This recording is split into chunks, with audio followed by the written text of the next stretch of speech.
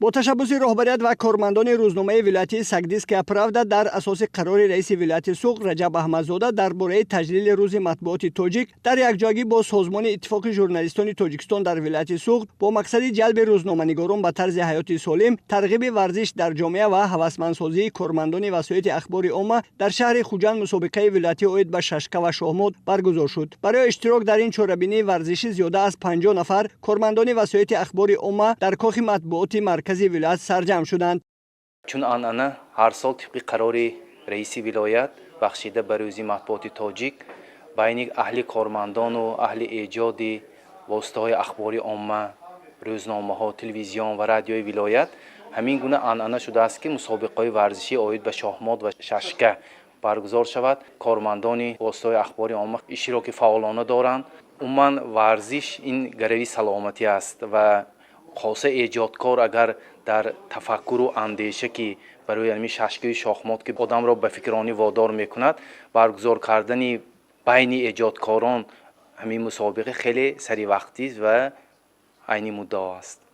مسابقه از روی نمودهای ششکه و شاهمود هم بین مردها و هم بین بانوها در سطح بلند تشکیل جریان گرفت. باید قید کرد که شاهمود و ششکه یکی از نمودهای ورزش ذهنی میباشند که قابلیت عقلی، تفکری، منطقی و تاب‌آوری را انکشاف میدهند. مورد به ذکر است که در برابر دیگر قشرهای جامعه کارمندان وسایل اخبار عامه نیز در چهاربینی‌های ورزشی همساله فعالانه اشتراک می‌نمایند که این از شوق و هوس آنها به ورزش شهادت می‌دهد.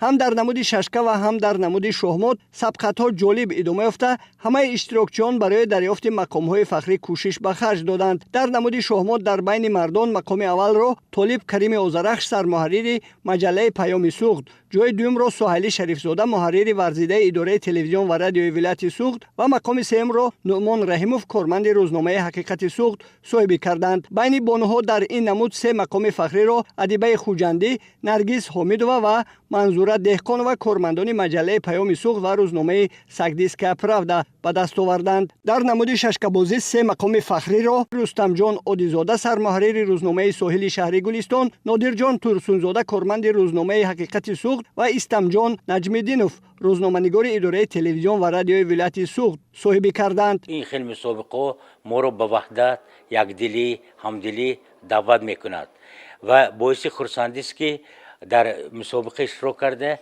پیروزی نصیبم گردید و تمنای میکنم که بگذار چنین مسابقه ها در بین نه تنها ژورنالیستان، بین جوانان نورسان نیست وسعت یابد و این باعث آن گردد که باز هم متحدی در بین تمام کل ساکنان کشور به همیشگی باشد.